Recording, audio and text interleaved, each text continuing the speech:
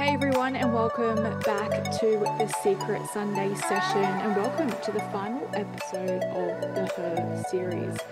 Now, I am going to be doing little snippets here and there, so don't miss me too much. I'll be jumping in every now and then with a new segment that I've brought on called the Secret Therapy Session.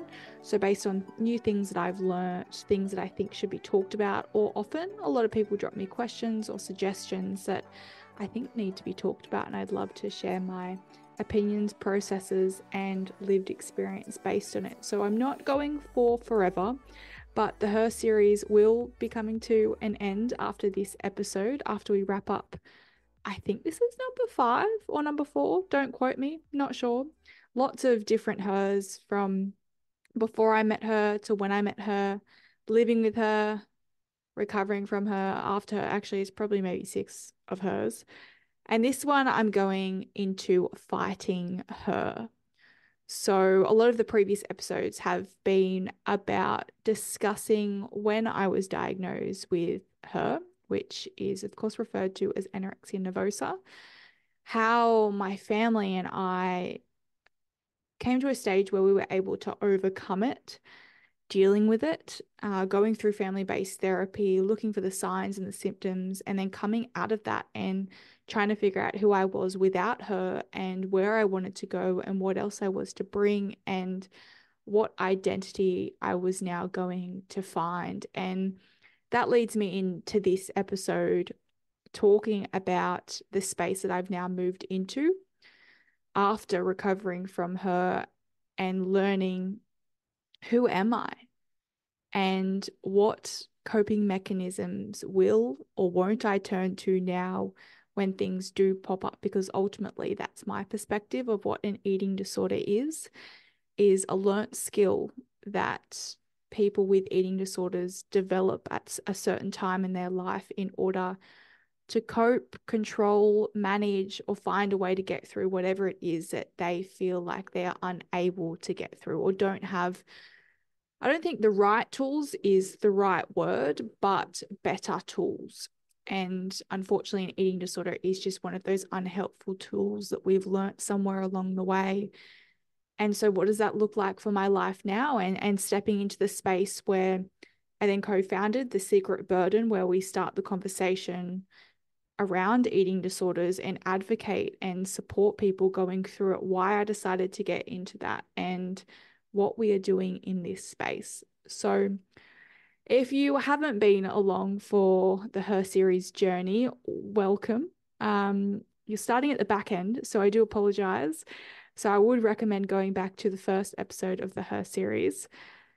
But for those that have been along this little episode journey, thank you. Thank you for making it this far and for hearing the story of what I have been willing to share. And of course, it's been in detail and quite in depth, but I'm still one of those people that has a closed door and that is probably not as open to discussing a lot of things that are still developing in my life or that have been in my life, which I've mentioned throughout the series that I'm still struggling to communicate how certain experiences have affected me. And the best way that I was able to express those experiences was in my book. And that's why I originally started this series, was because the book Surviving the Jungle came out and I wanted to see how I was to go speaking about it. And obviously, I'm not great at speaking about it, but writing it was really helpful. So if you want more detail and if I want to hear more of the story and understand more about how my brain works, because ultimately that's what I feel the book is about. Surviving the Jungle is out now. Have a read and please let me know what you think, because I'm coming from definitely a creative writing perspective. I've always loved to write. And for me, that was almost like the journal entry to understanding myself throughout the last 12 months in unpacking everything with certain trauma experiences that did come up. So thank you for all those that have been on this journey or have read the book or are wanting to be part of the Secret Burden community. I really appreciate you. And I'm very thankful that I'm able to share my story and my voice on this platform. But to this episode, fighting her. I feel the whole journey, once you decide to recover, is about fighting her or finding a reason to fight her every day. And it's quite exhausting, to be honest with you. I remember going through the hard part of it, and it was extremely exhausting, feeling like you just had to turn up for yourself every day. And that's why I think having a purpose is so important, and having an identity outside of your ED is really important, because otherwise you don't know what you're fighting for, and it makes it really difficult. And as I've mentioned in previous episodes, for me at the time going through recovery, once I decided I wanted to get better, I had a mission and a goal that I wanted to reach recovery, and I didn't know what that looked like. I didn't have a set marker, but I knew I'd feel it when it came. Eventually, I would feel like myself again and feel like I had overcome this. And that was messy, so, so messy. But to get me through is, treatment couldn't be everything. It can't be everything, because otherwise it does take over you, and you need to still be out there and living your life, so that you have proof that there is a life for you to live once you leave this behind. And for me, that looked like saying yes to a lot of things that kept me isolated and at home, getting myself out there, being introduced to new people and getting jobs, and starting to function back in society, because I'd isolated myself from society where it was just me and my treatment. And as much as that served a purpose for the time, it's not ideal. Eventually, you have to get back out there and you have to take that risk. And I think the more you isolate yourself for a longer period of time, the harder it is to get yourself out, because you build up social anxiety, because it's easier just to stay at home. But eventually it creeps up to you and it creates that void. So you need to, at some stage, break that pattern and get out. And I'm so glad that I did, because I was able to move on with my life. And that's ultimately what it is you can stay isolated and say that you love your time on your own and you know who you are. And that's definitely the dialogue that I repeated to myself daily. But I created this void inside myself because I kept telling myself that messaging, because I wasn't connecting to people. I wasn't experiencing what life had to offer me. And so I thought this was all my life was. That's all it would be. This would just be my treatment. And once I healed, it would just be constant self-development. And while there's a time and place for that, it can't be a whole world. It just can't. And I feel this is almost the toxicity of today's environment, is it motivates you so much to work on yourself, to love yourself, to read this ebook, to listen to all these podcasts, to constantly be on this self-improvement journey. And whilst, yes, it's needed, it can't be everything, because part of us, part of innate of humanity, is to be connected to people and to learn from others and to grow with others and to experience different feelings that you can't just experience on your own. So while there is a necessity to work on yourself and know who you are and what you bring and what you don't bring and what you like and what you don't like, you kind of need to experiment that with other people as well. Because you can't just experiment with yourself in your bedroom or in your safe, comfortable environment. That's not growth. You need to get out there and try things and be around other people that challenge you. We shouldn't be scared of other people that don't agree with us or don't bring certain things or are not like us or are different. Like, different is what makes us unique and is what makes growth happen.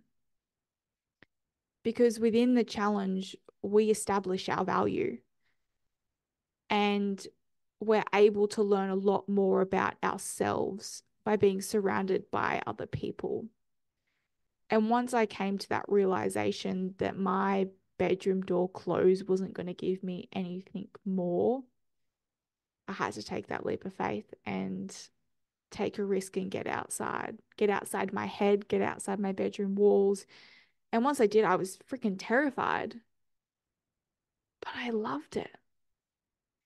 I loved it in ways I think, went back out into the world for a little bit, and then unfortunately COVID hit and I was sent right back into isolation. So I feel like that was really hard for me because I just sort of discovered all these things about myself and was so proud of the person I had become and what I'd overcame. And I was so excited to share with the world this new version of myself. And then the world decided that we're not ready for you. Go back into your bedroom.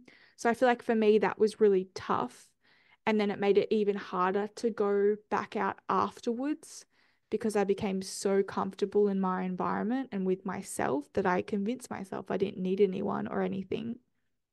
When really secretly I did, because I still had this void within me that I just kept burying and filling with unhelpful things, and probably to the point where it was extreme self-development. I became quite addicted to exercise and addicted to what self-improvement and gave me in terms of the endorphins and the empowerment. And I put so much into my work with this charity that then I had nothing else.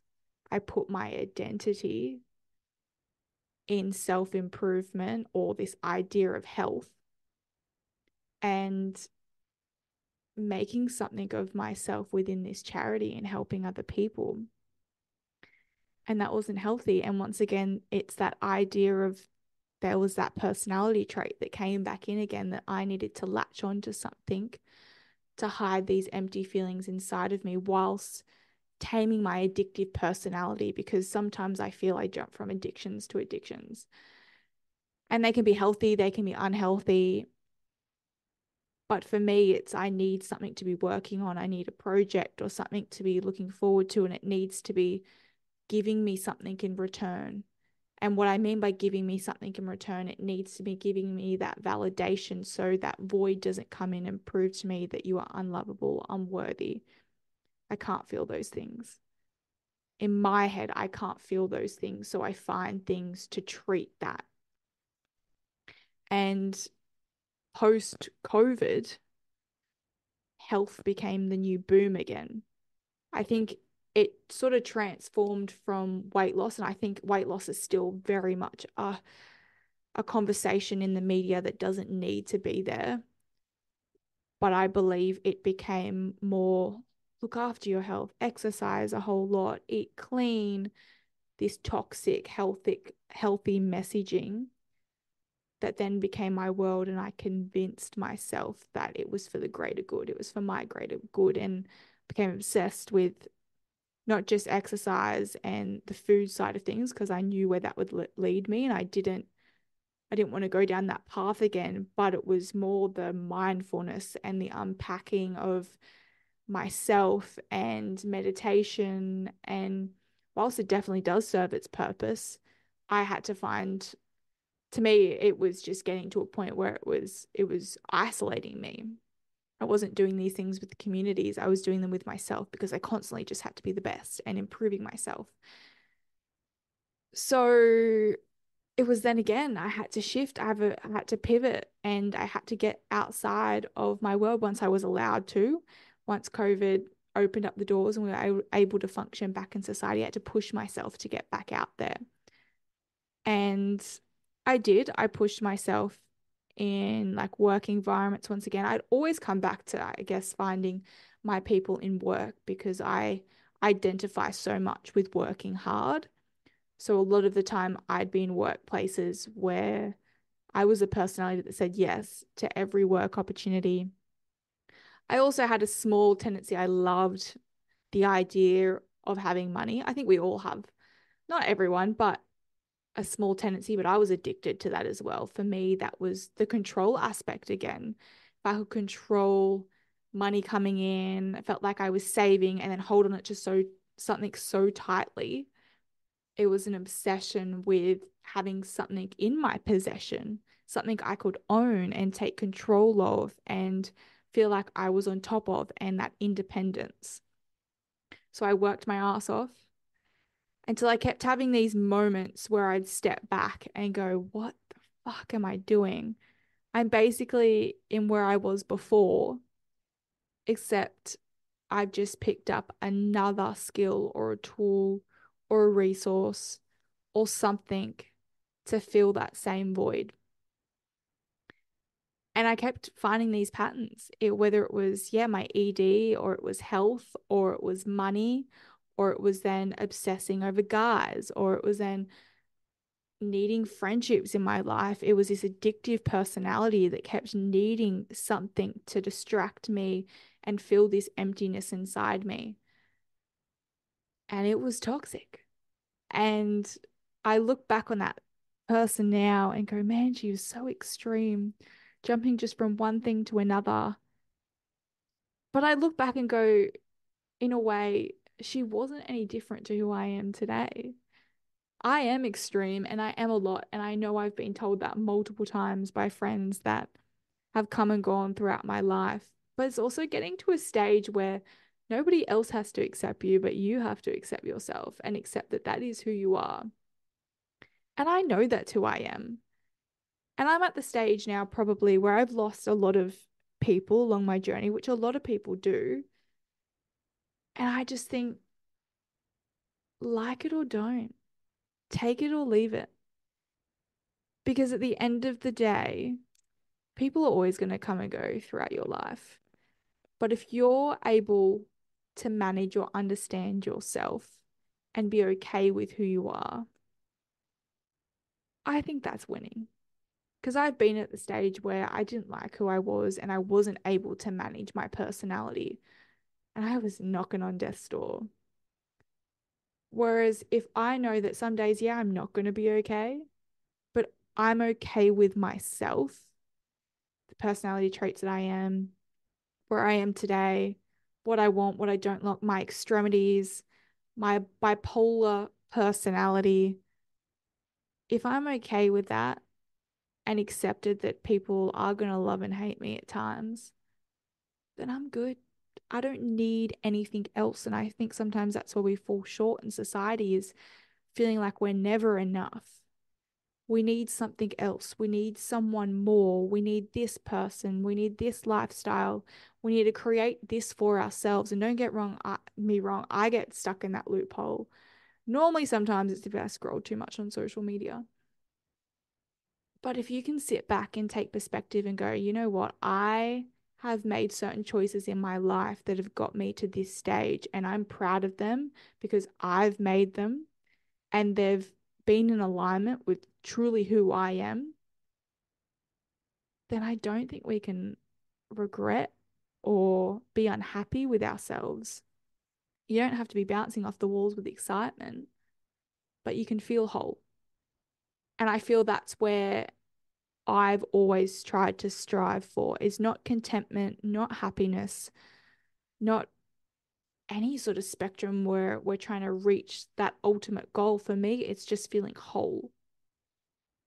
Because I know what it feels like to feel empty, and I know what it feels like to be on the other spectrum as well, when I feel, if you want a lack of a better word, full. And for me, both bring their pitfalls. So if I'm whole and not in need of anything, I feel like I'm in a pretty good place. Which leads me to getting to this stage where, as I said, there was up and down for a really, really long time. And the person I was before I was even diagnosed with my eating disorder, she's definitely not the person she is today. If someone was to describe the girl that I was when I was at school, I was shy. I was the person in the back of the classroom. No one remembered her name, would never be able to speak for herself, that was really lost and kept everything to herself. And obviously then I went through my ED and learnt so much about myself that I've found my voice through all of that. And I think that is the privilege that my ED recovery gave me, was knowing what I wanted, knowing what I needed, and learning to really value myself and put myself on a pedestal. Because ideally, I don't need anyone else to do that for me. I need to do that for myself, and I need to feel that for myself. And I was able to do that through doing the work. But how did I find my voice, and then why the secret burden? Why continue to do this work? And a lot of people often ask me this, is people recover from their eating disorder and wipe their hands and decide they never want to look back. And I completely understand, because it's hard work.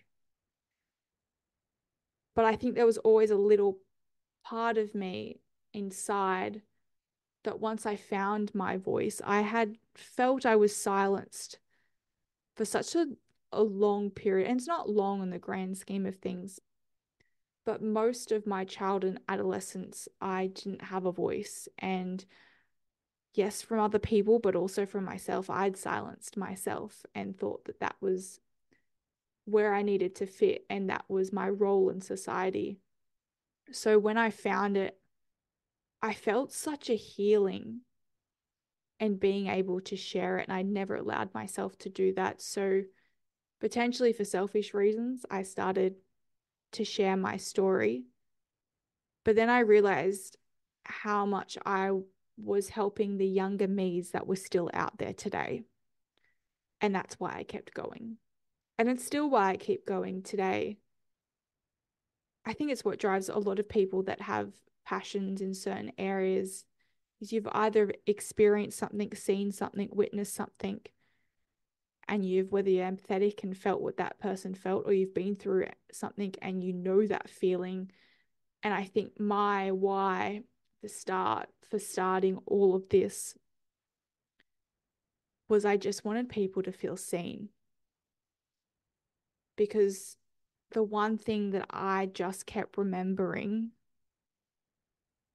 was moments in school when people didn't remember my name, or on field trips where I just felt so alone, or at a young age when I was told by someone that I looked up to that good girls keep their mouths shut, or when I was really younger and experienced some things where I trusted people and they let me down and I felt like I couldn't turn to anyone.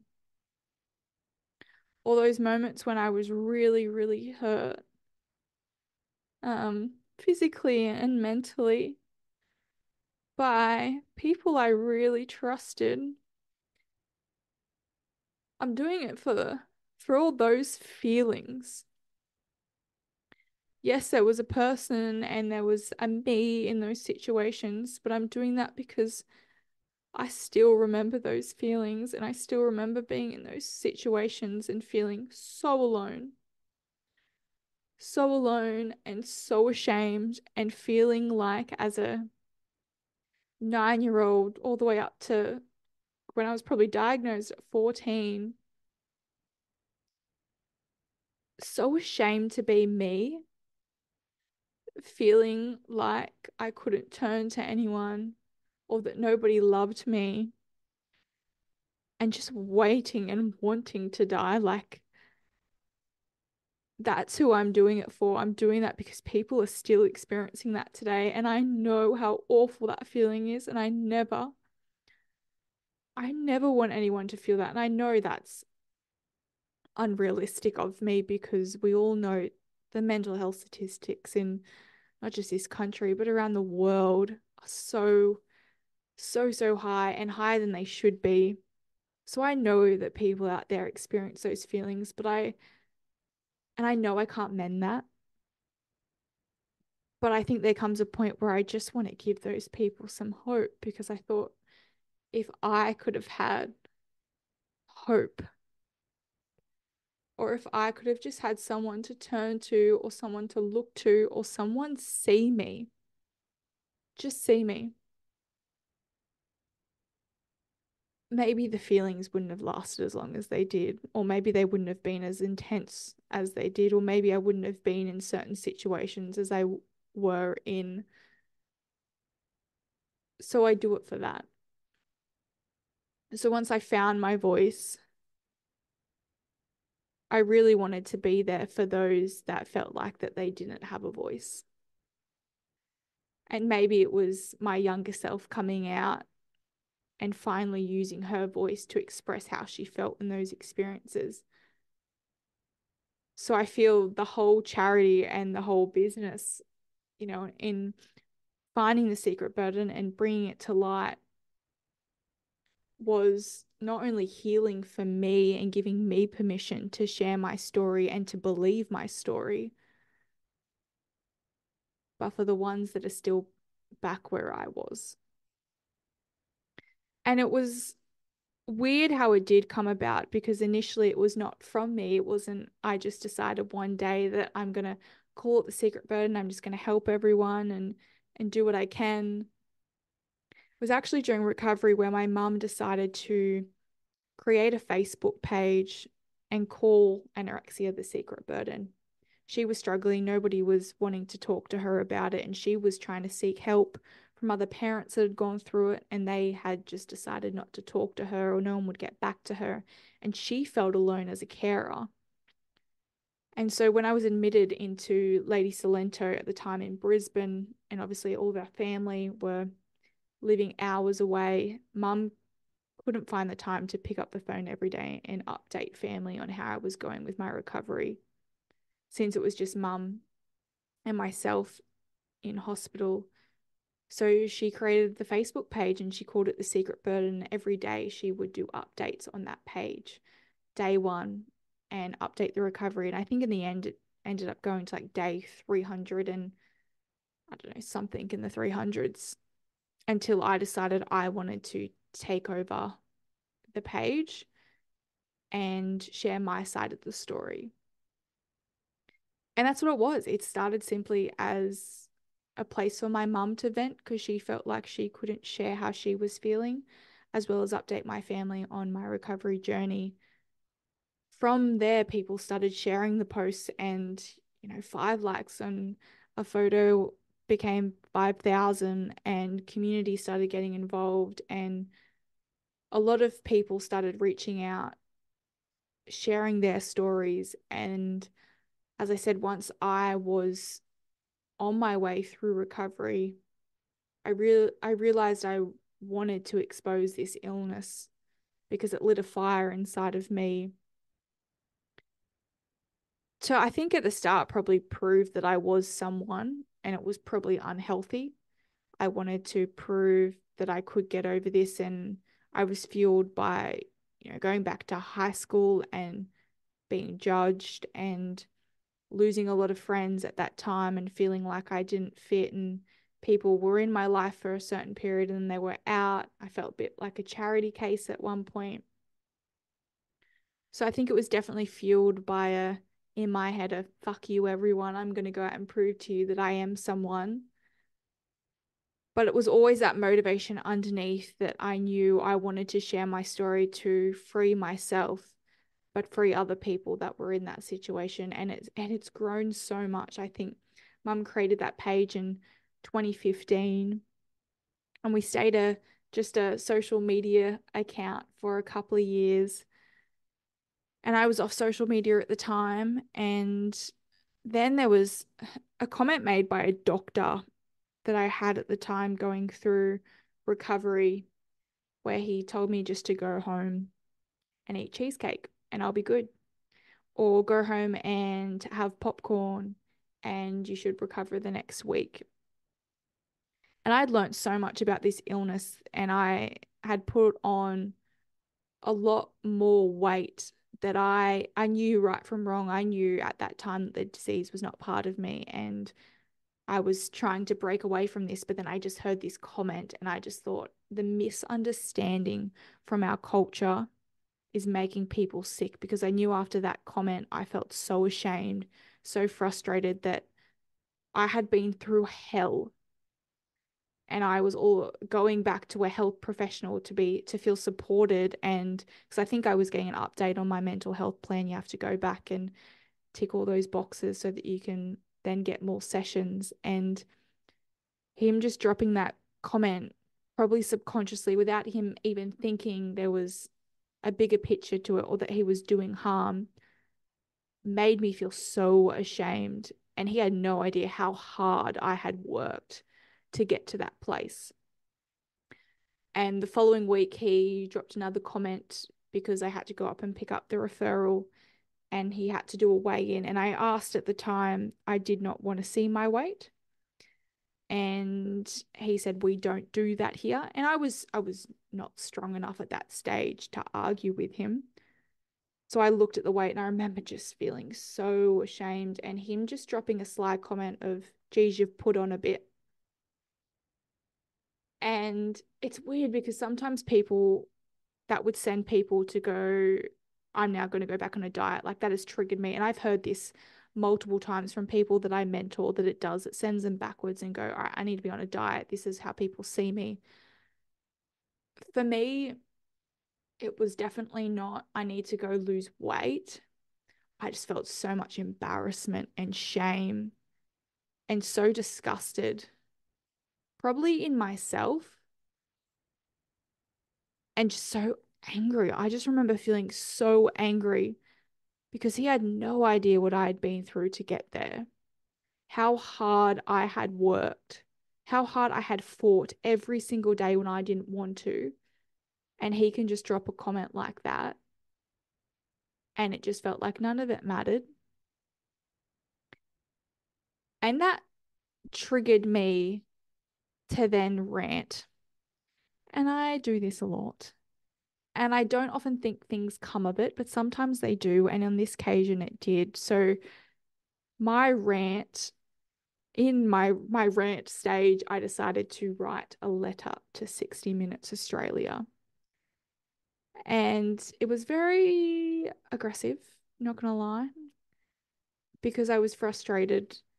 And without me thinking, as I said, that there was going to be a return from it, a couple of days later, I got a phone call from one of the 60 Minutes Australia producers saying they want to run with the story. Now, the story wasn't that I was then going to have a go at my GP and it was going to be one of those stories where I'm attacking the medical system. The story was going to be based on orthorexia and eating disorders. Little did I know that that was going to be the founding of my voice.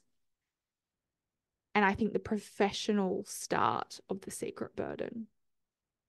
Because after doing that episode with 60 Minutes Australia a couple of months later, whenever we did decide to film it and it got aired, it became quite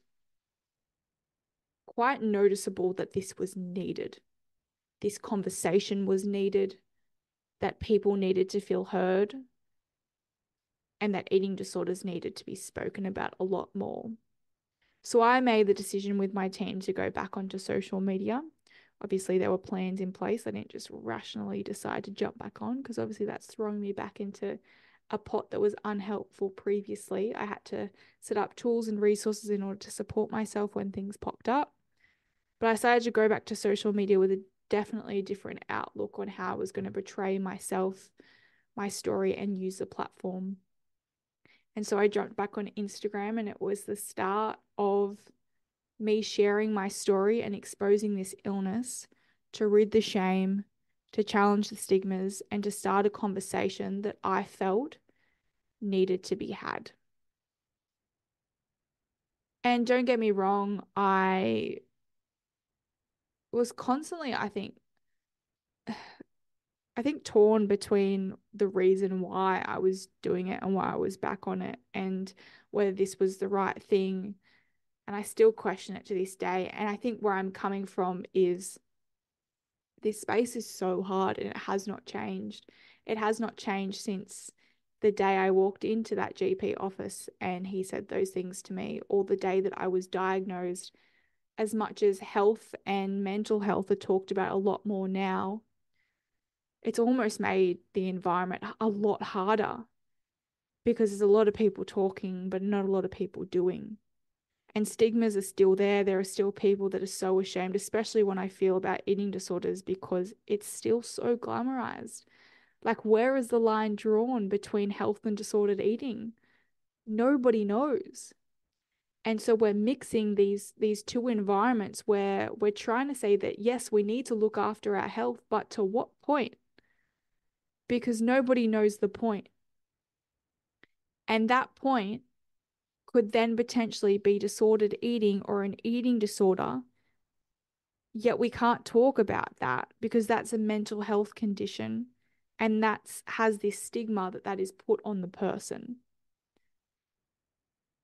And so I think nearly most of the day since I decided with my mum. So I co-founded The Secret Burden. Eventually, I think a couple of years later, we decided to make it a business where we never generated an income. We never, paid ourselves. It always was something I did on the side. So I always worked in casual positions where I could have that flexible lifestyle in terms of working a lot of the time in hospitality and then working on The Secret Burden, which was trying to make it something, mentoring people and support them through their journey based on lived experience, as well as advocating online and trying to generate programs and networking with others to see how we can get funding to help people get the medical support that they need and to feel like they deserve the medical support. It was always something where I just wanted to do more in the space and I didn't know how, but I just kept pushing the conversation and pivoting and trying and trialing whilst, as I said, I was working in casual positions that served their purpose, but ideally is not where I wanted to be working. And at the time I was also studying, I had this passion where I wanted to be a journalist. I think once I found my voice and I did the 60 Minutes episode, I fell in love with the film industry and I loved, and as I said, from if you've been listening to most of the episodes, I loved film and television. I loved the editing, producing, being on screen, off screen, script writing. It was where my own passions came from. That's what set my soul on fire. So I looked into journalism and I wanted to make change by using my voice. And I knew without knowing I was doing that with The Secret Burden, but I still didn't feel like it was enough. I felt I wanted to pave my way elsewhere as well, because I was always told not just to have one identity. So knowing me, I was going to perfect that. So I was going to have 50 different identities, but I was always going to burn out. And it even happens today. I'm constantly burning out because it's innate in my personality to give everything, my 110% to the best and the perfect ability, because I'm always pushing to help that person inside of me and those people that are currently where I was, but also to prove to myself that I could do it, because there's so many times in my life where I felt like I couldn't, or I was told that I couldn't. And it's proving those voices wrong, which is, yeah, can be toxic, but it's gotten me to a lot of incredible places that I never thought I would be able to get to. So becoming a business, and we were trading for that for quite a while, whilst, as I said, mum and I were both working separate jobs. I was still studying, trying to figure out whether I wanted to be a journalist or whether I wanted to be full-time in The Secret Burden, like what that looked like. Whilst at this age, I was 17, 18, bridging on my 20s, where you go through that whole period questioning your life, if this really is what you want to do or where you want to go, and falling in and out of friendships and trying to figure out relationships. It was a lot, and it's still a lot to this day. I mean, I'm only 23 now, and I still feel this pressure of trying to figure out my life and still this idea of what I want to do when I grow up.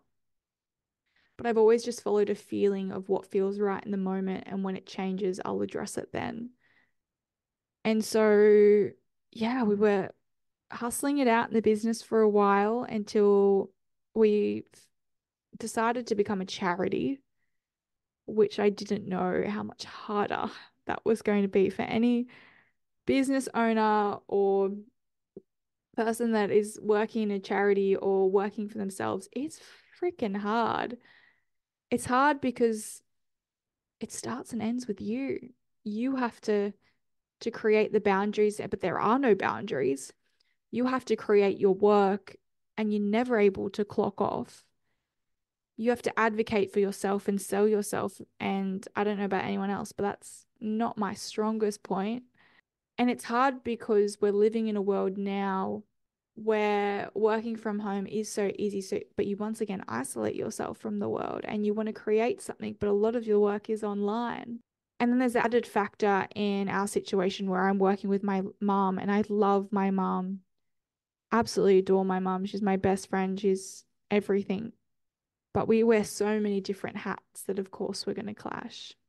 From like the best friend to the mother and daughter relationship to the business owners, the stakeholders, board members, advocates, to then also co-founders. It's intoxicating sometimes and it makes it hard and you constantly question whether it's worth it.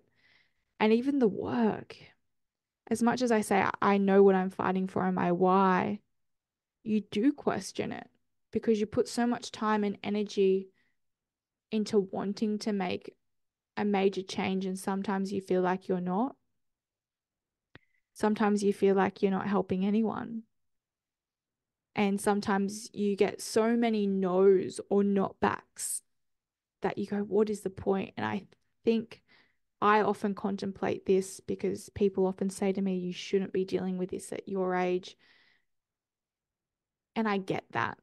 But this is obviously the path I have chosen to take as well. So I've put myself in this situation. But sometimes I do question that. Is this something that I want myself at 23 or my early 20s when I was there to be dealing with this much stress and pressure, like sharing the same stress and pressure as my mum, who's a much older age than me? But in a way, I wouldn't want it any other way because the work that we have been able to do, yeah, there's a lot more harder days than easier days. But it's been able to create a community that I'm proud to be part of, to create, even if it's just one message that someone sends to me to say thank you, it makes it all worth it. Because I picture my younger self being able to thank someone for giving me that gift of feeling less ashamed or less alone. That's where I feel it is a traumatic gift. All the late nights and the early mornings and the no boundaries and the fights with my family and the contemplation within myself and the red tape and the exhaustion. Yeah, I could chuck in the towel and say, I'll just go out and pack a bag and travel the world and live my life. But I also know it's not me. So often in my life, I've been told by people to give it all up or to just, go to a ski season in Canada or go to Europe for 6 months or go do what any other 20-year-old does and just go live your life. And that identification of live your life, we don't allow people to have their own versions of that. We say go live your life or go have a life with this expectation that there is one way to do that. There is not one way. And my way is going to be different to other people. And I've had to come to accept that, to take the pressure off the other pressure people put on me to live my life the way it is stereotypically known to live your 20s. Yeah, sure, there's a perceived way to do that, but it doesn't mean that that's a right way or the only way. I'm just choosing a different way. And I'm not mad about it because I am making the choice. It'd be different if I was doing this because someone else was telling me. I feel sometimes that is why I wouldn't go to Canada and do a ski season or go 6 months in Europe, because that's not me. Maybe one day it will be, but right now, the feeling that I'm getting right now, I need to be right where I am. I needed to write my book. I needed to start this charity. Not only did I need it, I wanted to. I feel like everything going through my ED recovery, I've stepped into because I've wanted to. And even if I stepped into something that I didn't, I pivoted. Or eventually my body made me so fucking sick in terms of gut pain that I found a way to listen and get myself out of it. And so often I have definitely the contemplations when people tell me what I should be doing with my life or what it should look like and think, oh, is this actually what I want to do? But eventually I come around and go, why the fuck are you questioning it? You know what you want. Don't let someone convince you elsewise. They don't have to live your life. And their opinion of your life is none of your business. They can have opinions, but at the end of the day, they are just that. They are just a thought that they have had based on what they think your age group, your gender, who you are thought to be. Live your life the way that you want to do it. Define that version of live your life the way that you want to. Because otherwise, something's going to happen. You're going to end up sick. You're going to end up not feeling in true alignment with yourself. You're going to be in debt. You're going to have something happen. Because I have been there multiple times and it's not always ended well. So I think about this work and how difficult it is, but I'm choosing it. And maybe one day I'll have my relaxing holiday on a beach somewhere, but for right now, I'm happy to sit in it and I'm happy to work at it because I just feel it's relevant to my life right now. And so coming out of my degree, as I mentioned, I studied journalism and I think that was probably one of the pivotal moments in me deciding to be in alignment with myself as I went into the industry and I was lucky enough to get opportunities at Nine at one stage and then opportunities at Channel 7. But I had to turn them down because something inside me said, this is not where you want to be. And that was terrifying because I just completed a degree in this. I got opportunities in metropolitan areas that people just don't get. I had news producers and people telling me that I had potential and they wanted to train me and they wanted to get me up to be like this person and this is their vision for me. And I entertained it to a point where I just knew within me I had to say no because that was the paper perfect version of myself, but it was not the reality of who I wanted to be. So, yes, some look at it and say I gave away big opportunities and my path could have looked very, very different and maybe successful in some people's eyes. But that was not what I was defining as success at that point in my life. And I didn't know what that looked like. I didn't know where else I was going to go, which was terrifying because often when people give us opportunities or give us direction of where we want to go in life, we're told take it, take any opportunity and grab it. And especially if it's, comes with privilege and comes with support from people and they're in industries that you think you like. But if you do not feel it, don't follow it. And we're not told that in society. We're not told that. We're told if you feel it, follow it. And that's so fair. But if you don't follow it. I think we have this idea that we need to have everything mapped out and we're conditioned to follow this direction and one career path and one relationship. Life is not like that. We're told to not be in tune with ourselves. And I feel that there's this movement that's telling us to be intuitive, but we're still not being intuitive. We're being intuitive to a certain point to tick a box. But ideally, if you are really listening to yourself, you're allowed to say no and you're allowed to reject opportunities. People say, opportunities come once in a lifetime. And yeah, sure they do. But just because you get an opportunity does not mean it's a yes. And the only way you're going to know if it's a yes or if it's a no is if you really ask yourself, not your mom, not your dad, not a friend, not other people's perspective on, building up reasons to understand whether this is a yes or no decision. This is asking yourself whether you want this. And I was often confused of going, I don't know, like, how am I supposed to know if I want this or if I want this life or this career or like I was so confused in making a decision. And people would also tell me, write down pros and cons. And I'm a very logical person, so I thought that would help. It still made me feel so sick and so uncertain. And sometimes maybe you won't make the right decision, but what's right or wrong? I think at the end of the day, if you just follow a feeling,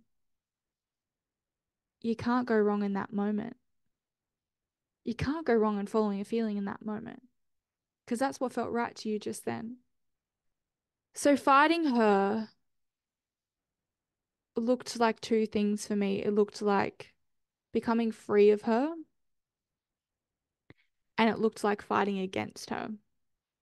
So that came through the advocacy that I do now. And as I said, the secret burden has grown so much I feel like even in the last 12 months, we've been lucky enough to have a board jump on that really support us. And this year we were able to have our third extremely successful golf day is our big fundraiser every year. It's probably one of my favorite events. I love all the wellness stuff, but for me, creating an environment where I'm able to go to a golf day where generally it's a lot of men in the room that already have a preconceived idea of eating disorders. And I go in and I do a talk at the start that exposes them or opens up their eyes to the severity of the illness. And I've always thought that I'd like the secret burden to sit in two categories. It's ridding the shame, providing that support for people going through it, carers, family members, the person living with it, and then the changing of perspectives and challenging of stigmas. So the people that are not aware of eating disorders opening up their eyes to the severity of it so that we can make treatment accessible for people that feel ashamed to ask for help. And I think that's why I love our events so much, is because we expose people to that conversation. And yes, sometimes a harsh way, but sometimes I believe that reality is what we need. This fluffiness and tiptoeing around topics that are quite serious is not getting us anywhere. We need to start telling the truth. And I love our big fundraiser events for this, because we invite anyone in the community to come along and we just ask them for that period of time of when we present or when we're approaching to just be open to listening to one story in hope that that will spark a change of perspective within them. And I've only heard it has, which is what I love, because I know that then the next time that they listen to a commercial or they hear someone talk about dieting, or they hear their partner or their girlfriend or their parent or their daughter talk about something in a way that affects their body, I know that something will just tick in their brain that will just make them second guess about either dropping a comment, pre-assuming, making judgment, or saying something that may actually affect that person. Our golf days are our massive charity events, and then we've done ladies' wellness lunches, which I love our empowering women community that get behind us in support of that and how we're able to network with that. And then the podcast and developing the short film and writing the book. I feel like most of the parts of this charity have been me just having an idea and running with it and seeing what comes of it. And most of the time it has been, into so many late hours and long hours. But I feel like it's all part of it, just giving it a go. And that's where, I wrote a short film and a documentary in order to really expose this. And I was able to pursue that and make that happen, which we're now doing in our upskill events around Australia. So if any of you are around Australia and ever want to clock into one, please come along, because I love being able to create that safe space for people to start that discussion around eating disorders, as well as being able to talk on this podcast. And the amazing people that I've met, I feel like I have always personally needed as well. I started this podcast during COVID because I wanted to be able to connect with people and use a platform to share stories, because that's how I learned, and that's how I love to connect with people, was being able to hear stories and share them and give people hope. And it's crazy to think that this is now season 4 of the podcast, of getting on guests, and I've met some amazing people in this space that I never thought I'd be able to meet, and I'm so privileged because I have learnt so much. And I've always taken something away from someone's story on this podcast. And it's weird. People have always come into my life or on the podcast at times I've really needed it. So I've got a lot more from this podcast probably than anyone else that has been a listener of it from the start. But I find people and stories so fascinating, and the root of where our society needs to get back to is learning from one another and hearing one another. Because so often we're surrounded by people, but are we really listening? And I feel like that's the gift that we have, is that power to listen and to share, to connect and to communicate. And why not bring more of that to people in a space that really needs it, especially when there is so much noise in this space. So in this episode of the Her series, Fighting Her, it's been a tough journey because this illness is tough and is something not spoken about, because it has that association with mental health, and it's glamorized in society to lose weight, to be healthy, to be clean. But where's the line drawn? If there were some things that I would love for you to take away from this Her series, it would be that everybody has a story, that everybody has a choice, and that while an eating disorder may not be your fault, it is now your responsibility. And it's your responsibility to choose to recover.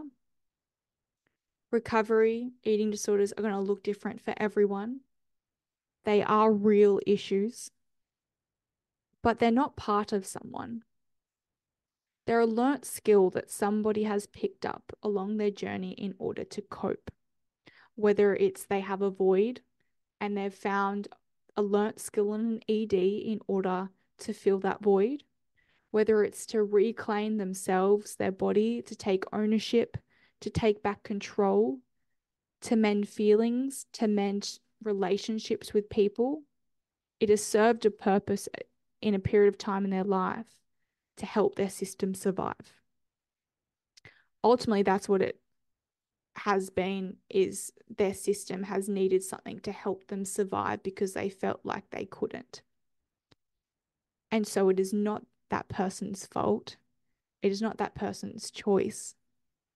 There has just been contributing factors that have encouraged that person to let in an eating disorder. So if you are currently going through an eating disorder right now, know that you have a choice. As I mentioned, it may not be your fault, but you have a choice. Yeah, it's going to be scary and it's going to be hard, but isn't it already that? Isn't it already hard? I'm sure wherever you're at right now, deep down inside of you, you know you don't want to be here. And you see a life that can be lived, and it seems so scary to take that leap of faith because of your fear of being without her, or your fear of putting on weight, or your fear of not knowing who you are, where you're going to be. But the unknown is part of life. And in a way, that's the beautiful part of life. I used to fight it so much, wanting to be so in control of my outcome and where I wanted to go, because I wanted to control the feelings that came with that. I was so afraid of feeling all the deep, dark, and sad feelings of myself. You're meant to experience all of it. You're meant to experience happiness, sadness, shame, guilt, embarrassment, excitement. They're all valid feelings. Not one outweighs the other. But if we continue to run from the feelings that we think are negative, we're going to be running our whole lives, constantly feeling a void that we think needs to be filled. But is there anything wrong with that void? At the end of the day, you have to leave this earth being happy and proud of what you've created, of what you've done, of how you've lived your life. That comment that someone made, they're not going to be thinking about your life when they're at the end. God, they're not even thinking about your life when they go home at night. But you have given their thoughts and their opinions so much power over your life that it is hindering your life. And whether that's your eating disorders thoughts, whether that's your parents' thoughts, whether that's your friends' thoughts or community members' thoughts. They're just a thought. Your actions and how you live your life mean so much more, have so much greater power, and you have the freedom, you have the choice and the power to take action in your life. And if you're someone that is just listening to this and has just been along for the journey and has never experienced an eating disorder or know of someone that has, know that that doesn't just apply to someone with an eating disorder, it can apply to you too. Life is filled with choices. And so often we make our choices based on other people. It's about time we change that, because normally that leads us to unhealthy places. I want to say thank you so much for listening to this Her series, and please continue to drop in your questions, your comments, what you think, and please follow us at The Secret Burden. Obviously, you can see what we're up to, where we're traveling to next, what we're doing in this space. Currently, we have some events coming up in Sydney, so if you're in the Sydney area, we'd love to see you to our events on Tuesday the 12th of November. You can also as well grab a hold of the book that I have published this year, and that is a whole nother story for itself, because that has been one hell of experience that I'm still unable to comprehend. And I am having a book launch in Sydney on Tuesday the 12th if you want to get around that and see what that's all about. But in that book, I talk a lot more about basically what I've uncovered in this Her series in a lot more detail, and even how I got to the process of writing a book and what surviving the jungle has looked like and means to me. Because I believe we're all just trying to survive this jungle the best way we know how, based on what we've learned. I'm going to continue to be on the potty as of November. Guests are coming back on. I'm really excited for the guests coming up in November. And as I said, I will drop in every now and then and do a little take on things that I've learnt and what I'm experiencing, or hot topics. So keep an eye out for them as well. But once again, thank you so much for listening to this Her series. I hope, even just if you take one thing away from each episode, that it has been able to help you, motivate you, inspire you. Or if it hasn't as well, thank you for just coming along for the ride. You have been so healing for me in knowing that I may not know who's on the other end listening to this, but I know that there is another person out there that is, and I'm so grateful that I have the privilege to do that today. I cannot wait to share with you what I've got next. If you want to see and continue to follow us and see where The Secret Burden is going, where I have been taking my advocacy in this space, of course, you can follow us online, The Secret Burden on Facebook, on Instagram, The Secret Burden Charity, as well as seeing myself, Ashlee.Thomas, on Instagram. Otherwise, I will love yous and leave yous. Have an amazing rest of your day, rest of your week. Make sure you do something to fill up your cup today. Love you guys. Have a good day, and I will chat to you all soon.